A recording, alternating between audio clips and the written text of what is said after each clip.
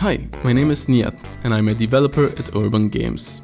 Today I have the great pleasure to show you an exclusive gameplay preview of the Transport Fever 2 console edition. Transport Fever 2 is a tycoon game where the player connects towns and industries to let the world grow and to earn money. Trains, ships, planes and different types of road vehicles are available to build up a transport company. The game starts in the 1850s and the player experiences the change of time until today. The game features 3 different vehicle sets from Europe, America and Asia, as well as 3 climate zones: temperate, dry and tropical. For this video I have prepared a map with pre-built infrastructure and lines to give you a better overview of the game. Welcome to our fictional tropical island featuring Asian vehicles in the 1970s. The main goal of Transport Fever is to build up a profitable transport company. You earn money by transporting people and cargo. Towns play a central role in the game. The more they grow, the more money you can make. People either commute between home and work or like to go shopping by walking, using their cars or with public transportation. Via the radial selector, the layer menu can be accessed to visualize the land uses. People live in the green buildings, go to work in the yellow industrial buildings, and go for shopping to the blue commercial buildings. Cargo, on the other hand, is transported along the production chains to be finally delivered to buildings within towns. There is another layer to identify the exact delivery locations. Now, let's inspect a town to understand the requirements and mechanics. For that, I open the town window of Nagoya, which explains in detail how town growth works. Here in the window we can see all its requirements, the current level of fulfillment and the impact on town growth. The first requirement is the reachability of workplaces and shopping facilities via public transport.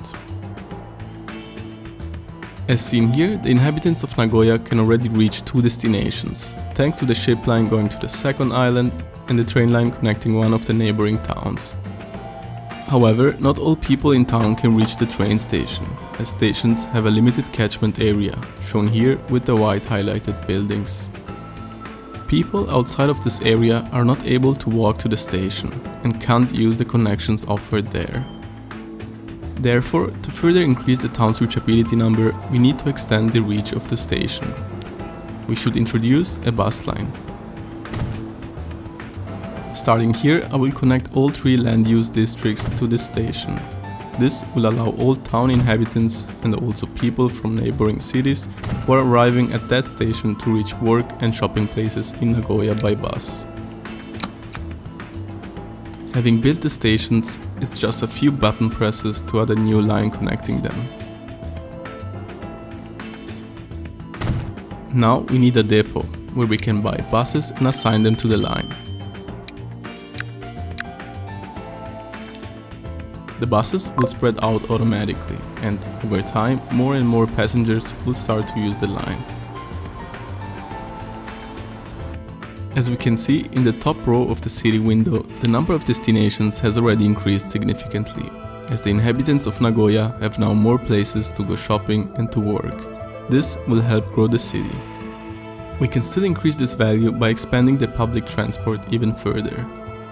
As Kobe already has a bus service near the train station, another good option is to improve the capacity of the train line from Nagoya to Kobe. This can be done by editing the existing trains. For example, we can replace the wagons with ones that have more seats and add more wagons to the train. We can also increase the frequency of the line by adding more trains. An elegant way is to just clone an existing train.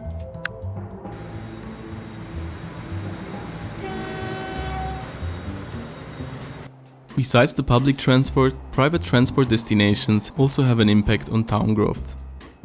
If I take a look at the destination layer, I can find out where people are traveling by public or private transport. Players can use this information to enhance the reachability of cities for people using their cars. Building a highway will enhance the private transport value, but might also compete with public transport. Next, we will have a look at the demand for cargo. Each city demands at least 2 different types of cargo. One for the commercial district and one for the industrial district, as we can see here in the cargo layer. Nagoya's commercial district demands food, which is one of the more simple cargo chains that can be built in the game. Luckily, there is a food factory not far away from the city. It is currently not producing anything, because it lacks the required resources. So the first step is to connect a nearby farm and deliver grain to the factory. Let's place a truck station next to the farm and connect it to a cargo station next to the food factory.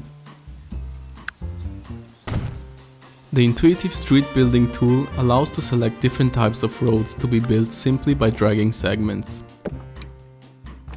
Similar to a public bus route, we can set up a line between the stations and add a couple of trucks that deliver the grain to the factory. The farm is now putting its grain onto the truck station, where the trucks can pick it up. This is also shown in the info window of the farm, where the shipment value is now going up. When the trucks drop off the grain at the food factory, the grain counts as transported, and the player earns some money. At the same time, the factory starts producing food.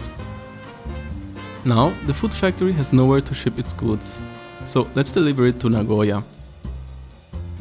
We can simply build another station next to the existing truck terminal, as it makes a connection between the station and the factory. Like streets, train tracks can be built by dragging segments from a start to an endpoint.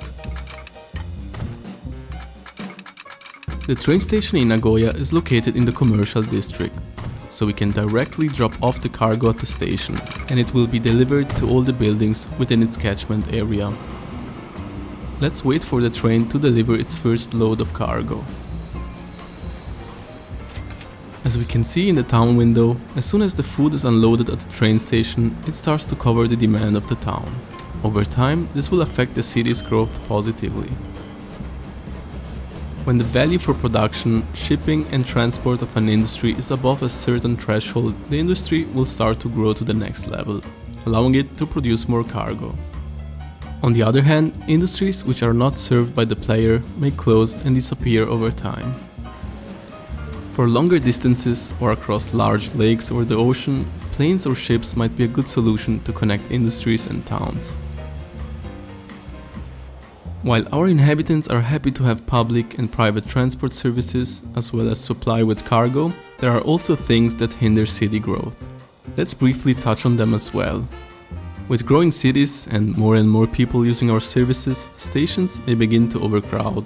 Here in Kobe, we can see that several stops of our bus line are already overcrowded, and people will start to avoid this line as a consequence. A good measure is to add more or newer buses with more capacity to the line.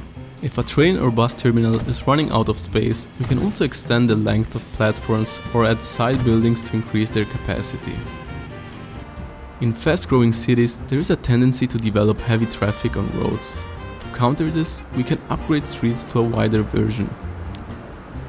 Crowded junctions may also be upgraded with traffic lights, or a roundabout can be added to ease the flow of traffic. I hope you enjoyed this brief look into the gameplay of Transport Fever 2 Console Edition. Of course, there is much more we did not have time to cover in this video. There is a campaign mode where you can play through 18 missions inspired by real-world transportation events from 1950 until today. The game also offers a map editor as well as a random map generator where you can create infinitely many maps yourself. A sandbox mode is available too, where you can customize almost every aspect of the game.